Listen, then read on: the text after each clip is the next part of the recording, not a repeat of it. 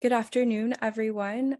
My name is Destiny, and welcome to the Surviving the Odds, Born with an HIV Diagnosis and Raising a Family of Her Own webinar. Seeds of Healing is an HIV awareness and advocacy organization whose mission is to deconstruct myths that perpetuate HIV stigma. Our work has taken an equity lens and seeks to eliminate disparities for Black women living with HIV. This webinar is being recorded and will be shared on our SoTime platform, as well as posted to our YouTube channel for you to share with others or come back and watch yourself. Attendees are able to drop questions in the chat box and will be shared at the end of the webinar. But remember, those in the chat box are not anonymous. So if you wish to be anonymous, please use the Q&A feature. And you're welcome to ask questions and write comments throughout the entire program. Before the webinar begins today, we will welcome our panelists. We have Antoinette Jones, who was born and raised in the Bronx, New York, by way of Northern Virginia before settling in Atlanta, Georgia. She began her work with HIV advocacy in her early 20s as a peer navigator, facilitating access to preventative care and treatment for people living with and at risk for HIV. She identifies as a vertical woman living with HIV, meaning she has been living with HIV since birth. Antoinette was called to peer advocacy to combat the isolation many people born with HIV go through due to the lack of awareness. And our moderator today is Ashley Daniels. So without further ado, I will turn it over to our panel. Thank you, Destiny. Hi, Antoinette. It's beautiful to see you again. Hi, same to you. Thank you for having me here. Thank you for being here. So I'm grateful for the chance to interview you today. We know that May is Women's Healthcare Month. We celebrate and we observe Mother's Day this coming Sunday. And we've seen a major shift in the reproductive access that we all have come to know as our rights happening across the country. So it feels timely to be having this conversation with you today. Thank you. I actually want to open the questions by first sharing a quote from you in an article where Positive Women Network named you their 2019 Shiro, July Shiro of the month. You were quoted and you said, "My goal is to build a tribe of women living with HIV who are fighting for the rights we deserve and can build up other tribe members in their community." So with that framing, I want to ask the first question. What type of work did you do as a peer navigator? And can you tell us about your work now as a national organizer? Yes, so that quote 2019, I can't even remember what I was doing in my life in 2019. But I was a peer navigator and I had just started as a peer navigator in 2018. So I was just getting my feet wet in this field. And as a peer navigator, I was facilitating access to care and treatment services for people living with. And I was also doing prevention care services for people who were most susceptible to HIV. And that looked like testing folks for HIV and other STIs, as well as counseling them. So having conversations with them about their sexual pleasures or things that they were doing, sexual acts, and pretty much connecting them to the services that they needed. And then like from there, and then a huge piece of that was as a peer navigator, in those settings, you're able to share your personal experiences with them to make them less fearful of HIV.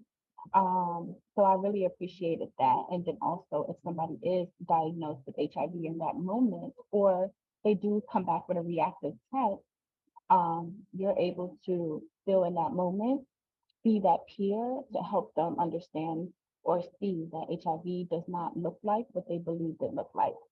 And the majority of my work at that time and still centers the needs of three communities that I like to identify. So vertical community or people born with HIV, Black women, and other marginalized folks such as the LGBTQIA community. And then I work to ensure that access, navigating care services was a large piece of my work, and I wanted it to be as smoothly as it could possibly be. for the communities that I was serving based on my own experiences of challenges that I faced while doing so. And then as a national field organizer at PWN, my work has shifted a lot from that prevention side, more to a organizing and a mobilizing side. And I solely focus on the needs of women. And I say women with the X, so that means all women and how they show up in all of their identities. So I work to build leadership capacity, mobilizing on the ground, helping them do the work in their communities around policy issues that are impacting their livelihoods. And then I also work to ensure an equitable, not just future, but an equitable present for them. And I like to say that I work at these places. I worked at these places, but I work for the Dandelions movement, which is a movement that I stand for. And the Dandelions is a forest bias movement for people who were born with HIV. So we use those terms interchangeably. And we are just here to create a safe space, a safe environment for people who have experienced trauma, isolation, and all types of stigma while aging with HIV from birth.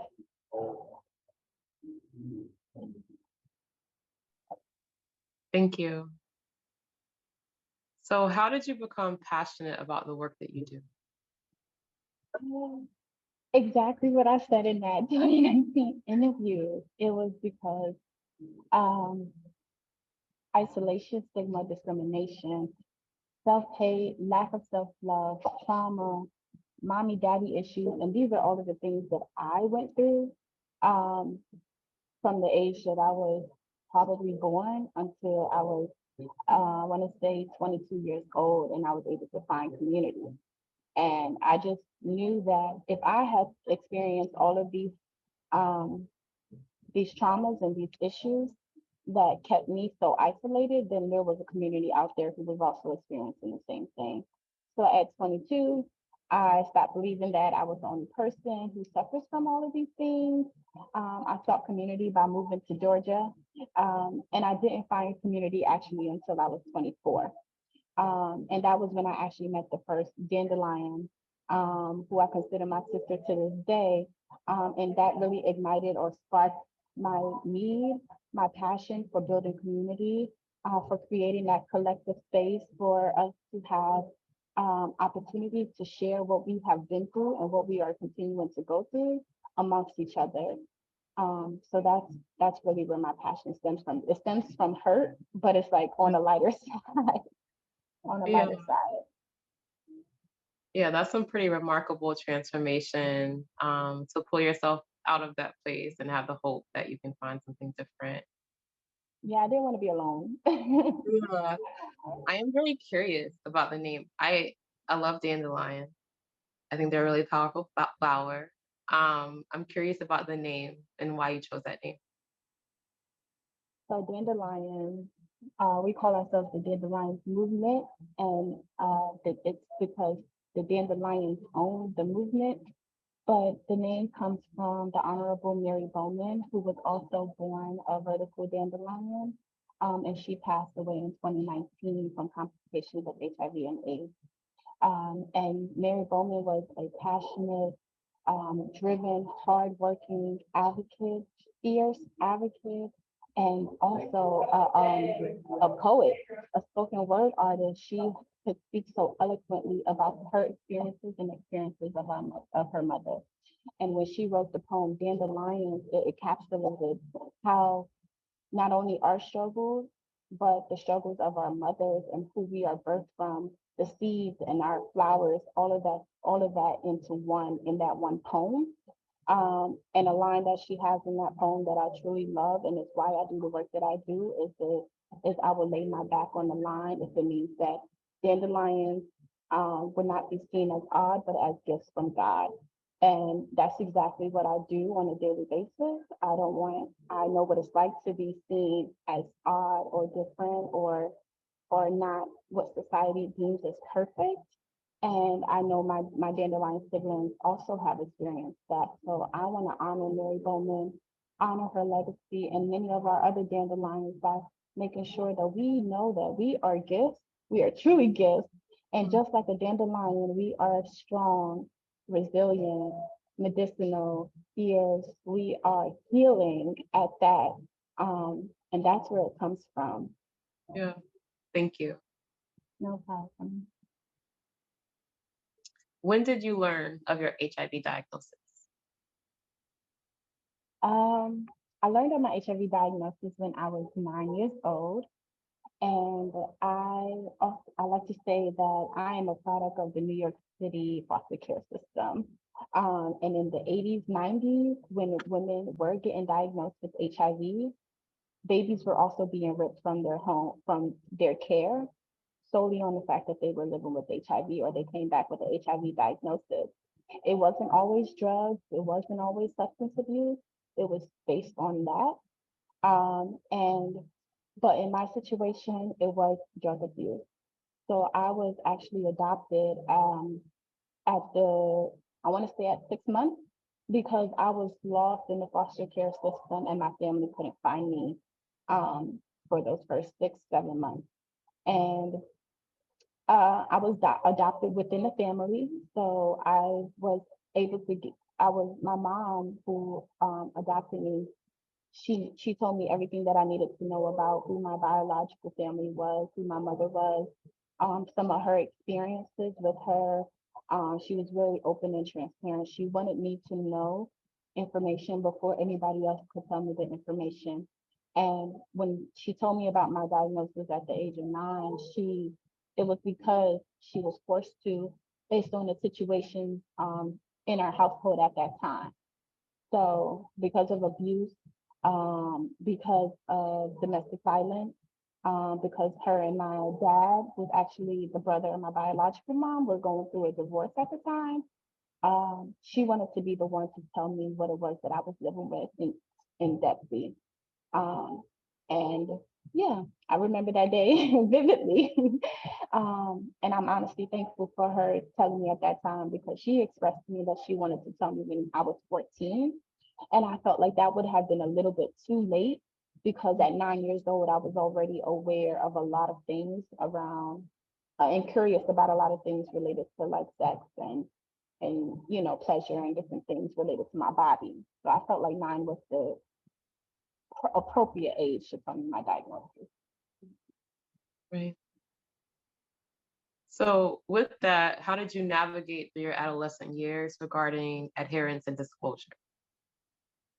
I didn't. I didn't have to. My mom, she did a wonderful job at helping me navigate my care. She held my hand the whole time. And I remember sitting in a room, not having to, not, or I want to say being clueless about what her and the doctor was talking about, just looking from him to her and back and forth. Them using code words so that I didn't know at the time. But once she disclosed to me my status, and I started to be more aware of what the doctors were telling me, and like them asking me questions versus asking my mom questions. And I had to answer as truthfully as I could. I would lie because I'm a child. I would lie and tell them like, yeah, I'm taking my medicine, when I knew I wasn't. When I knew I would hide it or do different things being a young child. Um, that also jeopardized my health. And I ended up in the hospital oftentimes, especially during times when my mom had to work double jobs or do whatever she could to provide. And we were in the care of our older siblings, so it was very easy for me to say I took my medication or say I did these things when I know I didn't, and that would show by me ending up in the hospital or fighting for my life with pneumonia and bronchitis at one point. Um, Doctors telling my mom that they're not sure that I would make it. So it was a challenge, but I also feel like I had it easy because my mom was there the whole time, every single doctor's appointment, every single medication, picking it up, wherever I needed to be, my mom was there. Up until I was 18 was when I had to age out of pediatric care. And aging out meant that I needed to transition to an adult care and actually take on the responsibility of HIV myself. And that was shocking for me. I did not expect that. I wasn't ready for that. And I had a lot of challenges um, navigating that care. And at that point, I had to realize that I didn't truly love myself. I didn't really accept HIV. I was just living with it.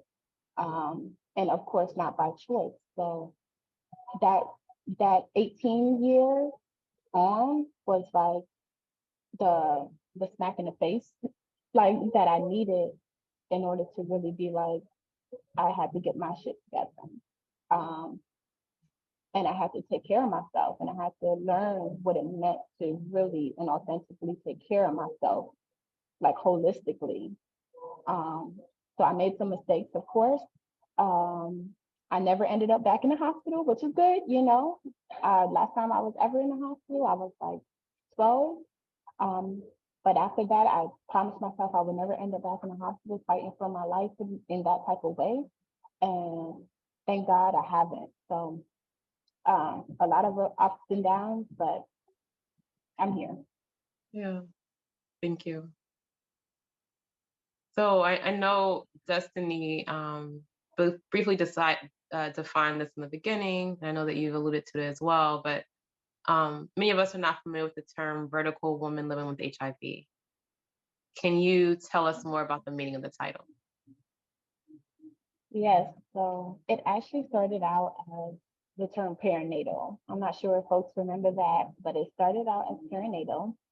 And I'm not sure when it shifted to vertical, but I think they wanted to make it um, more less less seeming like it was blaming the parent for the act and more like what it exactly was. So it was a vertical transmission from one to the next, right? Um, and vertical is a term that is used and created once again by people who do not identify with my lived experiences, by people who are scientists, and they don't understand the needs of my population. They don't understand how a term like vertical can be stigmatizing in some way. So that's why we also push and ask community to use the term dandelion because it's owned by us, it's curated by us, and it's how we identify how we show up in all of our essence. So I oftentimes use both terms interchangeably, vertical and dandelion, so people can make that connection. But I'm hoping that we can move away from that because we don't own it. Like it doesn't feel unique to me and my experiences. Um, and the vertical in itself is just people who were born, um, and we are often forgotten about in this movement. Like people don't often think about like there was babies born with it. Like what? Because any space that I enter or any of my peers enter is always a shocker.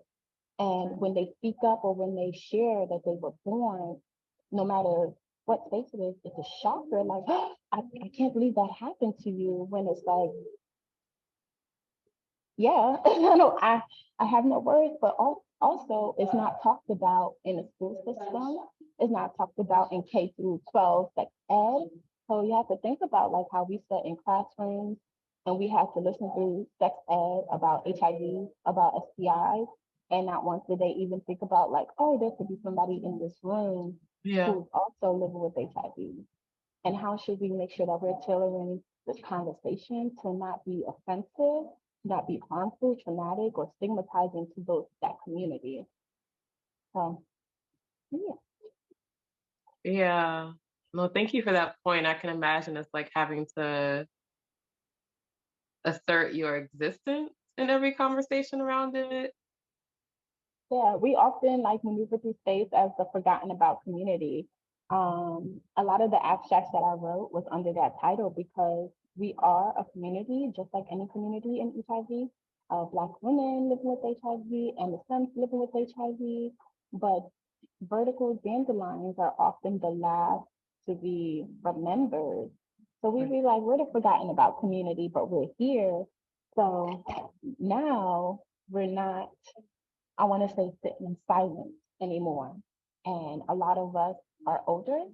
A lot of us are in our 30s, damn near, if not 40s, we're 45.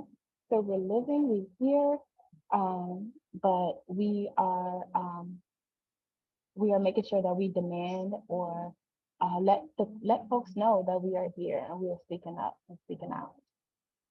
Yeah. Are the numbers we see in demographic data reflected in your work? More specifically, how often are you encountering Black women you have to counsel for preventative measures? And what is that age range? I would say that when I did do a lot of prevention work, it was reflected in the number. The challenges that we encounter, trying to engage Black women in preventative services was challenging, especially from youth age to adulthood. There was, and in Georgia, I could speak to Georgia specifically because this is where I did a lot of preventative care work. There is so much fear around HIV, and it stems from conversations that take place in communities that don't receive all the information that they should about HIV, all the knowledge and tools that they should. It stems from the school system not adequately funding those like K through 12 programs around sex ed, and also including people of lived experience in the planning of those programs. It stems from so much. It stems from so many different social determinants that impact people. Um, so um, helping women, especially Black women, believe that things like PrEP or internal condoms, also known as female condoms, um, can be tools that are used by them and are created for them. Um, where it was a challenge at the time. So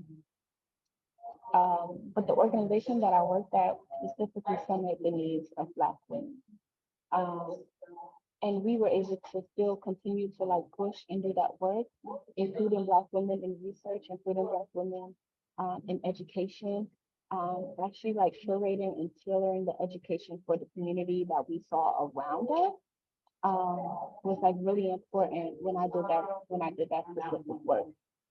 I haven't done prevention work in a year, so I'm a little disconnected from it because a lot of my attention and passion has gone more into helping my community, and really like making sure that my community has the needs. So if we want to talk about like the numbers around access or the number of women, especially Black women who are remaining in care, who are engaging in care.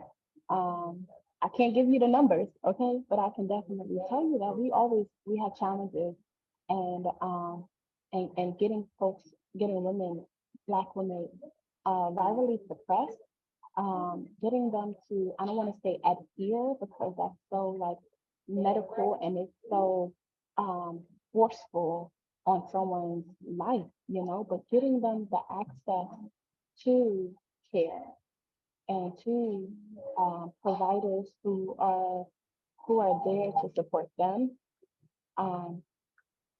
is challenging. But it's a need, and it's ongoing work that we will continue to do until, of course, we see HIV no more. I want to say, and we're getting there because the goal is you equals you. The goal is to get folks to undetectable. The goal is to move beyond that and get women connected to living long, healthy, and loving and dignified and happy lives, joyful lives. So it's beyond so much of just like numbers and adherence because Yeah. all of those things are good and all, but women are still dying, dandelions are still dying. And it's not just because they don't take their medication, because Right. they feel alone. It's because they don't love themselves after getting this diagnosis. It's because they have trouble accepting. Like there's so much more. I don't want Yeah. to ramble because I'm a rambler, so I'm gonna just stop right there. I mean, I feel like you've alluded to this in so many of your previous responses, but can you share the importance of everyone knowing their HIV status? why not know? Like, it's so important to know your status because you can help somebody else. Yet alone helping yourself, helping somebody else. Um, you can stop replicating harm. Um, you can take ownership of your life back. Um, you make decisions for yourself oftentimes, and just knowing, um, being in care, um, is more beneficial than it is harmful. I want to say sometimes it's, and when I say that, what I mean is, you're able to actually know what's going on with your body. You're able to actually communicate and talk to somebody else about what's going on with your body. Um, I can't stress it enough. Like, it's important to know your status, like HIV, STIs, anything. And it's important to also know that having STIs makes you more susceptible to contracting HIV. So if you go too long without knowing, without testing for that, you can contract HIV. Or if you have HIV and you don't test for that and you go too long, your immune system is suffering, your body is suffering, but also you're opening yourself up to other STIs. So it's so much. But just having that awareness is super important. That confidence in knowing that you know your status is super important. And honestly, it's sexy. Like, it's sexy to know. It's Yeah. sexy to, and it's attractive to me to be like, you know your status? Yeah, I know. I was tested last week, 2 weeks ago. Like, yeah, I know. Like, that type of confidence is so attractive to me. It's like beyond words. So Yeah. So you mentioned a little bit earlier, we were talking about prevention. You mentioned PrEP and you mentioned female condoms. Um, can you say more about HIV prevention and harm reduction practices that women should know about and women should have access to? mm. So yeah, definitely knowing or having access to PrEP, having access to condoms is super important. Free condoms, having access to testing their care services, having access to those internal condoms that I spoke about is super important. But then let's go beyond that. So having access to affordable housing, because housing is healthcare. Having access to food security. Because if I don't eat, then I'm not going to take my medicine, and I'm not going to look for these things, and I'm not going to go to care. Having access to um, to to an equitable future, to money, to funds, to be able to care for my children. Um, and I had a thought the other day, and I was like, one thing I'm gonna do, because I have a baby. So one thing, I was cleaning my house, and I was like, one thing I'm gonna do, I'm gonna make a way out of no way. But then I was like, but why do I have to make a way out of no way? Why isn't the way already made for me? And then from there, I can expand on the way.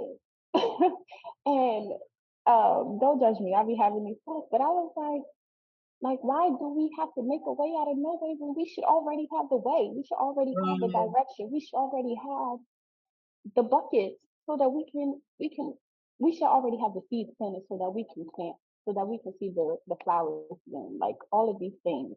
So um preventative services goes beyond, you know, just having it, just having it readily available, I'm going to say, but are the folks who need it actually getting it? Are they having access to it?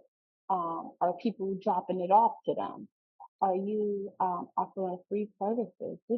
Are your services only offered to people who have insurance or a certain type of, like these are some thoughts that I'll be having.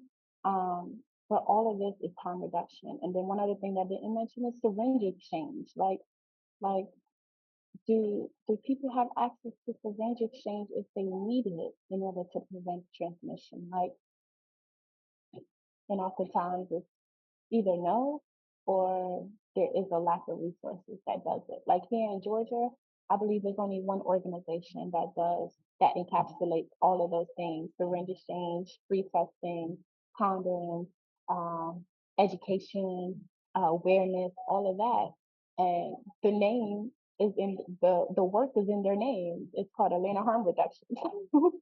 They do a myriad of harm reduction.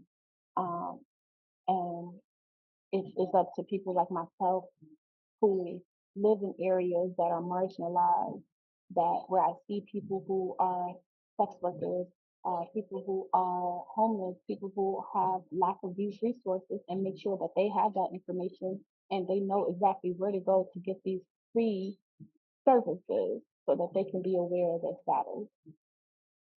Yeah.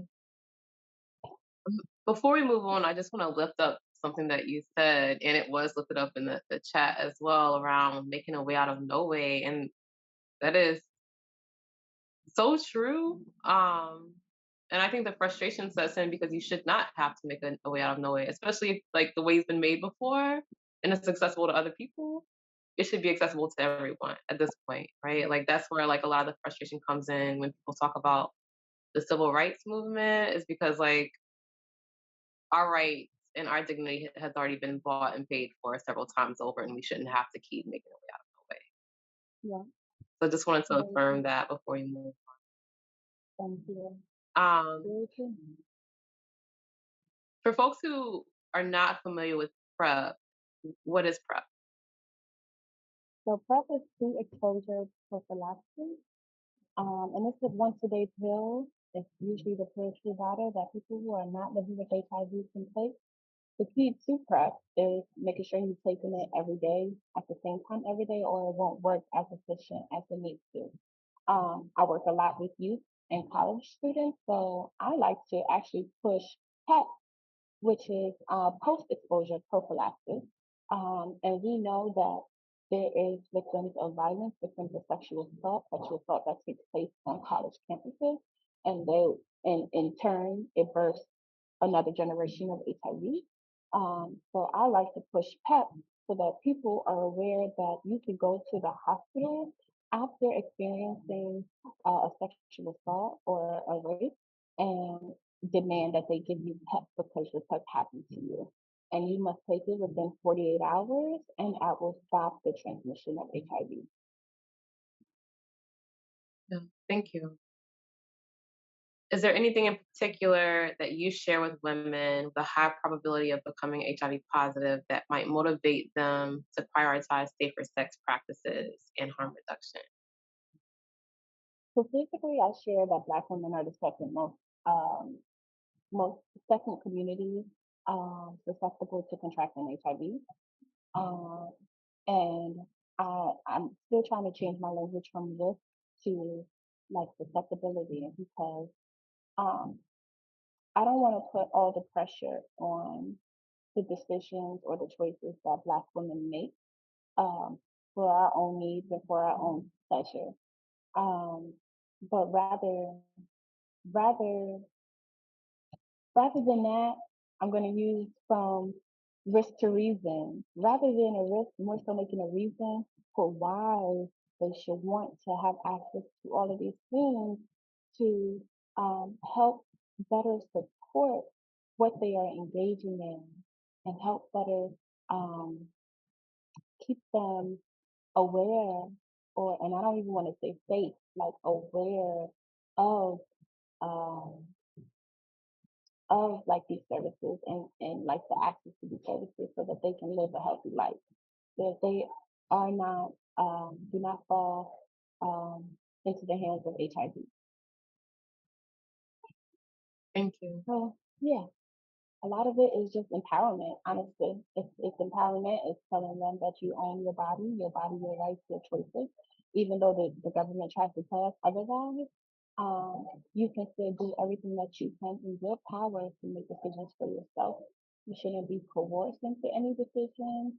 You have the right to tell your partner if you're gonna wear a condom, if you wanna go get tested, you can speak up about that. You can do anything that you like they say, put your heart and your mind to.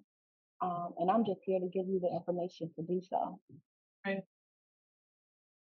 I appreciate your framing around like supporting what they're doing, um, or like, finding a way to support what you're already doing. Because I think that like I know at least from my generation, conversations around like conversations that seem like in like this is what you should be doing and this is how you should behave that are like kind of steeped in kind of a frame of shame aren't necessarily as productive as people might think that they are. And I learned this type of like conversation skills um and just like shifting from fear tactics to like pleasure embrace tactics from somebody that I actually just lost recently, a dandelion. Her name is Tiffany Morero, and she is the trap pink goddess. And trap pink is pretty much rap. I can't remember the acronym like right now, but it's pretty much like risk assessment, um,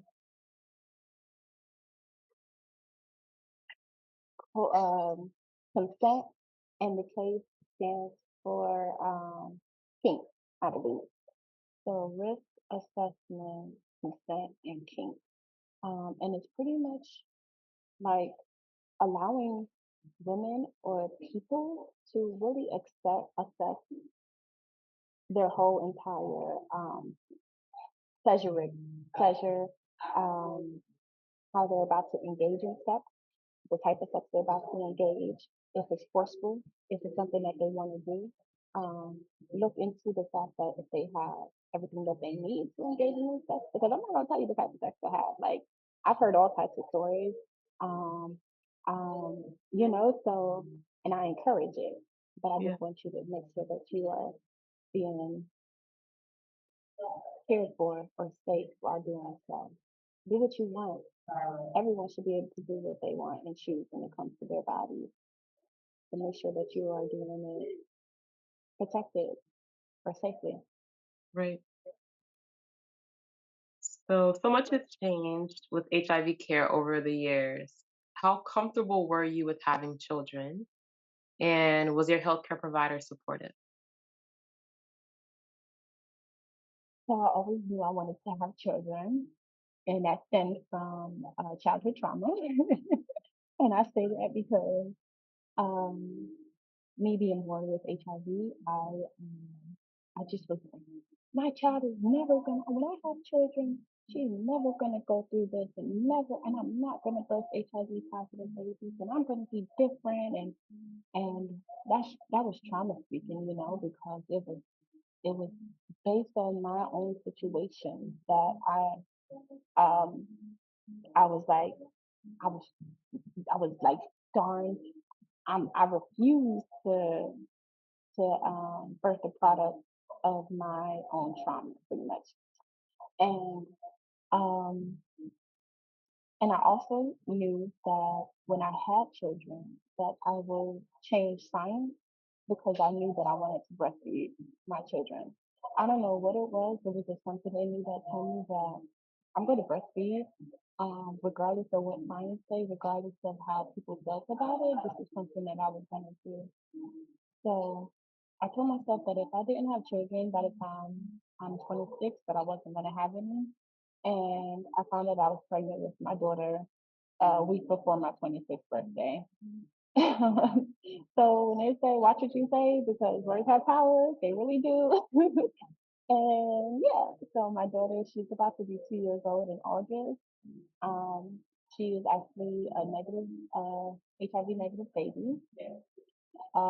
My struggles with adherence stem from my whole entire life, as I mentioned before.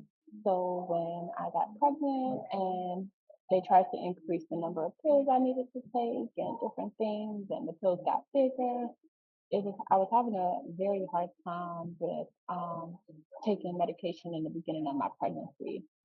Um, I actually didn't take it. I didn't want to take it. I took the same regimen that I was prescribed by my doctor, even though they told me that I would need to take additional 2 pills, and I just refused to take those additional pills. So where they wanted me to be with my HIV, um, wasn't enough for them, or I wasn't meeting that goal. It's not that I wasn't undetectable, it's just that I wasn't undetectable to the pregnancy standard, which was, I think, 20%, and I was only at 50%.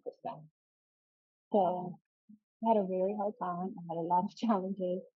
Um, by the time I got to my second trimester, like midway my second trimester, I finally got my shit under control, and I was able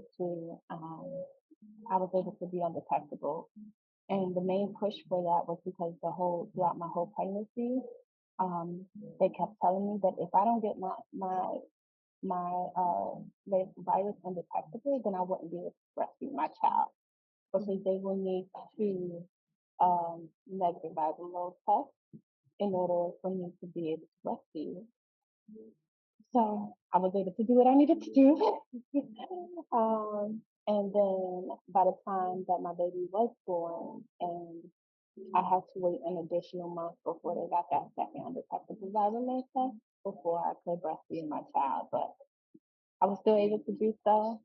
I was still able to get to undetectable. I still were able to remain undetectable. So um, a lot of joy comes from my pregnancy, but also a lot of fun. And it was very hard and traumatic for me, um, because I understood that the doctors wanted what was best for me and the baby, but it was just the way that they went about it. Like, if I can make a choice for the second time, which I am and I can, um, I'm definitely having a home birth, because Yeah. I don't the having to go to the doctor, as I had to go to the doctor at least once a month because I was that high risk. Like, and I'm not doing that again. Like, I would rather have a home birth. I would rather have a doula. I would rather have a doula who's educated in HIV, prevention of HIV from mother to child, like a midwife who can come to my home, who can help me and guide me on my pregnancy journey, rather than having to be re-traumatized by going to the doctor so frequently. I went to the doctor my whole entire life, and not once did they think about, like, maybe that's why she's having such a hard time, because she's burnt out, rather than just not wanting to do it at all. Because it wasn't that I didn't want to do it at all. It was just that I was overwhelmed and I was burnt out. Yeah. No, I could definitely understand that. And happy to hear that you feel the strength to make a different decision that supports what you need more for your next time. Yes, I found a doula at the end of my pregnancy. I think I was in the I was in my third trimester, but it was like a month or two before I was about to give birth. And I just couldn't afford her. But I know, like, this time, if the dandelions movement has to do some capital raising for Right. people who are birthing humans, especially people born positive, who already come with so much trauma from just being born positive. And imagine, like, all those thoughts that are flowing in our head about, oh my gosh, we can't birth another positive baby because we already are born positive. Like, that is trauma. And then the Yeah. pressure, the outside pressure from providers and doctors, like, you don't wanna repeat history, like, and that was said to me, and I'm just sitting there like, yeah, it doesn't that doesn't make it any easier. Um, so Yeah. yeah, I would capital raise for doulas that specify and specifically do work around HIV, around people born with HIV, um, and birthing people. I think the last question I want to ask you before you move into opening it up um, to viewers for Q&A. I'm curious to know, you talked about your advocacy and your leadership being born out of isolation and what that meant to you. And I'm curious to know what has become more possible for the dandelions that you've become connected with, by being in connection and being in community. Mm. I think what has become possible is like it's beyond community, but it's it's like siblings, you know? It's like brothers and sisters that you either have or have not had before, but it's different because we all share the same experiences. Like, um, so having having our space, having our people who we know like we can call on um to provide information about things, to come together when we need to, especially during now when we are grieving extremely hard for the loss of Tiff, um, and her impact and her advocacy for so many dandelions. Um, it it's bringing us more together. It's actually making us more connected, um, and also making us not want to lose each other. So we are like, how can we remain connected so that we Mhm. can continue to fight, not by ourselves. We shouldn't have to fight by ourselves. We want to fight together. And honestly, we shouldn't even have to fight. Like, Right. we've been fighting all of our lives. Like, and that's what people often forget. People who were born with HIV have literally been fighting since Yeah. the day that they entered the world. And some of us before, especially who contracted the virus in utero, like, like we've been fighting for years, and we shouldn't have to fight, but we should have space to come together, to be together, to have joy within our community, to be recognized for just living, for just surviving, and even for folks who are not breathing and living in this earth anymore, they should be honored for living for as long as they did. Because um, one thing that I learned recently, and I know like we probably are short on time, but it's also the fact that there's still babies being born with HIV. Like, although the rate is low, it's still happening because people aren't getting tested. People don't always know their status. Um, People aren't always in care. Like, we know all of those things, but babies are still being born. And compared to the 1990s, where we saw thousands of babies being born a year, like, yeah, we're under 200. It may happen in some states, may not in other states. I know Puerto Rico was the first U.S. territory to not have any transmissions of HIV in 2019. They were actually the first, so that's just a little known fact for y'all. But but um, with that, I want to say that we need each other. Mhm. Like we need each other desperately. We need our time together. We need to be at the forefront. We need to have a seat at the table desperately. And I don't mean, and also like we need to also just be welcomed into the space, not looked at as any different.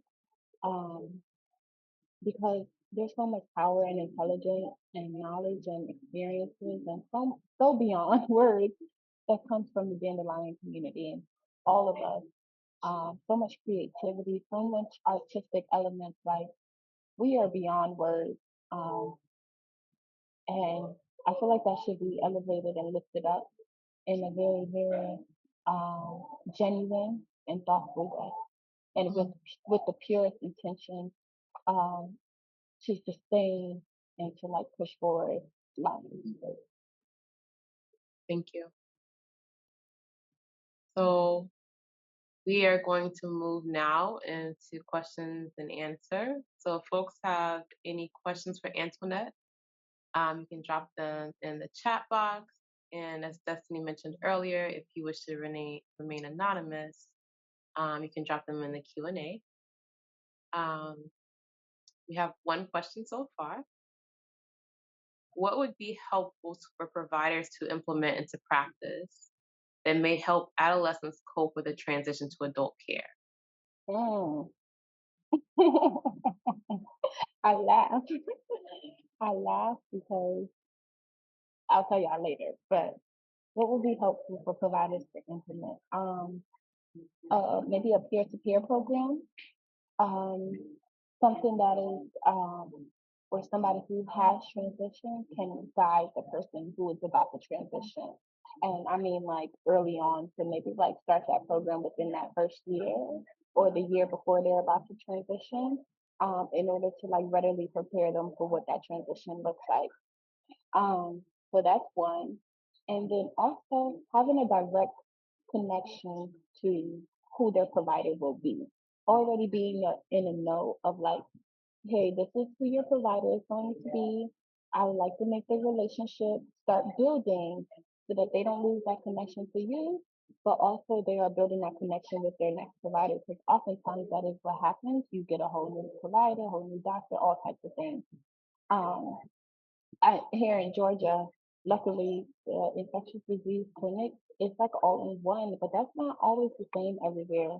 When I lived in Virginia prior to moving here, and I actually experienced my transition from pediatric care to adult care, I had to go from Children's Hospital to facility, um, a facility that was like totally separate. It was specifically for women who were living with HIV. And it was just different. It was like I was just like, what am I doing here? I cried hysterically because I was not ready. I wasn't ready to like spread my wings and fly. And it was a shocker for me. And all my providers did at the time was they wrote a reference, they gave it to me, and I had to call, set my appointment, and do everything else on my own. It wasn't no guided transition. The story that I wanted to tell y'all was recently, and this is where advocacy gets you. Recently, I was on a call with some providers that actually worked at the same children's hospital that I went to, and they worked specifically in pediatric care for vertical children. And I was able to tell them that I hope that y'all change y'all pediatric uh, care and the plan and when people age out of care because 18 is too soon. And she actually told me that they actually changed the age to 24.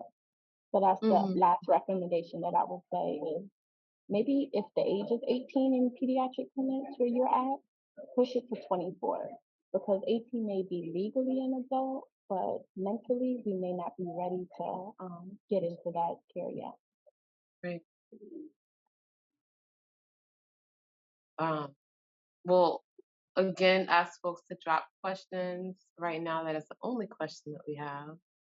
Um, in the meantime, where can folks learn more about your work, learn about your next moves? Where can folks find you? You can find me on my social media. It's the Antoinette. Um, and that's on Instagram. Facebook is the best way to connect with me if you want to like, hey, I saw you on here on the Seeds of Healing webinar and I wanted to talk. Definitely Facebook Antoinette Jones. But if you want to follow PWN and the amazing work that Positive Women's Network does, um, you can just type that in and then come connected to a large by a large group of women of all identities and trans women who are doing the work on the ground. If you want to follow the Dandelions movement, you can follow all of our social medias at dandelions underscore movement. Beautiful. Thank you. Well, before I pass it back to Destiny, is there anything that we didn't ask you today that you would like to leave the viewers with? No questions. I just ask all the viewers to definitely check out the poem Dandelions by Mary Bowman.